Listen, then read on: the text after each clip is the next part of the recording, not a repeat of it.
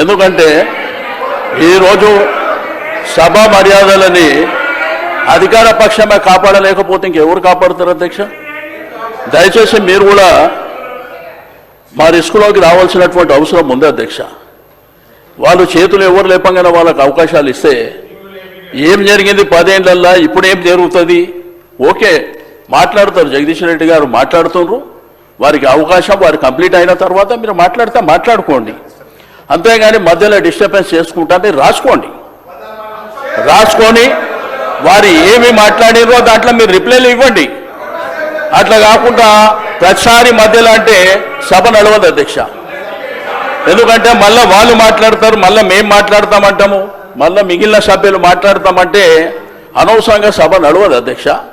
దయచేసి సభ మర్యాదల ప్రకారం నడవాలనుకున్నప్పుడు మీరు తప్పకుండా మీరిద్దరు మాట్లాడినరు, మేమేమన్నా అన్నామా, మేమేమన్నా అవకాశం అడిగినామా, వాళ్ళు చెప్పిండ్రు. ఎందుకంటే ప్రభుత్వం సైడ్ నుంచి వాళ్ళు చెప్పిండ్రు, మా సైడ్ నుంచి కూడా గతంలో మేము ఏం చేసినాము, ఇప్పుడు మీరేం చేస్తున్నారు, భవిష్యత్తులో ఏం చేయాలనేటువంటిది మేము అడుగుతున్నాం, చెప్పాలి. అంతేగాని మీరు ప్రతిసారి మధ్యలో 2 నిమిషాలకు 3 నిమిషాలకు ఆయన స్టార్టే చేయకముందు ఆయన ఇంకా ఒక 2-3 నిమిషాలు మాట్లాడకముందే మీరు ఇద్దరిద్దరు మాట్లాడి ఇట్లా బుల్డోజ్ చేస్తాము, మాకు అధికారం ఉన్నది, మాకు మందబలం ఉన్నది కాబట్టి మేము చేస్తామంటే మీ ఇష్టం అధ్యక్ష. అది మేము కూడా ఏం చేసేది లేదు.